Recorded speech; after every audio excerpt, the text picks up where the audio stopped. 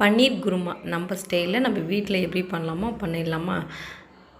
நம்ம வீட்டில் இருக்கிற பொருளை வச்சு பன்னீர் குருமா வீட்டில் சிம்பிளாக எப்படி பண்ணலான்னு சொல்லிட்டு பார்க்கலாம். நான் சின்ன வெங்காயம் தான் எடுத்திருக்கேன், பெரிய வெங்காயம் வேணாலும் எடுத்துக்கலாம். இஞ்சி, தக்காளி, பூண்டு இதெல்லாம் தண்ணியில் நல்லா வாஷ் பண்ணிவிட்டு சும்மா ரேண்டமாக கட் பண்ணி வச்சுக்கலாம். நான் பன்னீரை நாளே ரெடி பண்ணி ஃப்ரீசரில் வச்சுருந்தேன். அந்த பன்னீரை கொஞ்சமாக ஆயில் சேர்த்து, பட்டர் வேணாலும் சேர்த்துக்கலாம், ஆயில் வேணாலும் சேர்த்துக்கலாம்.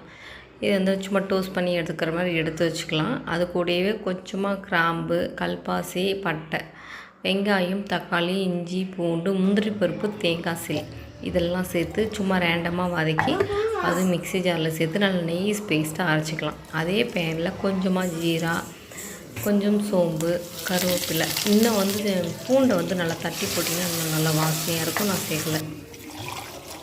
அது கூட அரைச்சி வச்ச பேஸ்ட்டு, தேவையான அளவு தண்ணி.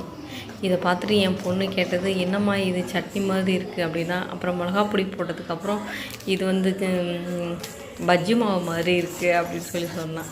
ஆக்சுவலாக செய்யக்குள்ளே எனக்குமே அப்படி தான் இருந்தது. தேவையான அளவு உப்பு போட்டு நல்லா கொதிக்க வச்சாச்சு. வீட்டு மிளகாப்பொடி நான் 1 ஸ்பூன் சேர்த்துருக்கேன், மஞ்சப்பொடி ஒரு 1/4 ஸ்பூன், சிக்கன் மசாலா ஒரு 1/2 ஸ்பூன் இதெல்லாம் சேர்த்து நல்லா கொதிக்க வச்சாச்சு.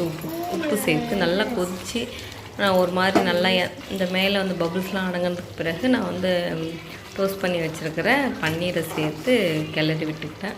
இதில் இப்போ ஃப்ரெஷ் க்ரீம் சேர்ப்பாங்க. என்கிட்ட ஃப்ரெஷ் க்ரீம் இல்லை அப்படின்றதால தான் நான் தேங்காய் சீல் அதில் சேர்த்து வதக்கிக்கிட்டேன். அதனால் நமக்கு எதுவுமே தேவைப்படாது. புதினா, மல்லி எது இருக்கோ நம்ம நல்லா சாப் பண்ணி, நல்லா குட்டி குட்டியாக சாப் பண்ணி மேலே நல்லா தூவிட்டு, அந்த பட்டர் நான் 1 ஸ்பூன் 2 ஸ்பூன் தாராளமாக எடுத்து மேலால் போட்டுக்கிட்டேன். நல்லாவே இருந்தது அந்த டேஸ்ட்டு. கொஞ்சம் ரொம்ப ட்ரை ஆகாத இருக்கிறதுக்கு அது சப்போர்ட் பண்ணிச்சு. சாப்பிட்றதுக்கு நல்ல ஒரு டேஸ்ட்லேயே இருந்தது. பார்க்கக்குள்ளே செய்யக்குள்ளே எனக்கு மனசு இல்லை, ஆனால் சாப்பிடக்குள்ளே டேஸ்ட்டாகவே இருந்தது. சப்பாத்திக்கு டேஸ்ட்டாக இருந்தது. அப்புறம் இன்னும் எது கூடலாம் வச்சு சாப்பிட்லான்னு எனக்கு தெரியல, ஆனால் சப்பாத்திக்கு டேஸ்ட்டாக இருந்தது.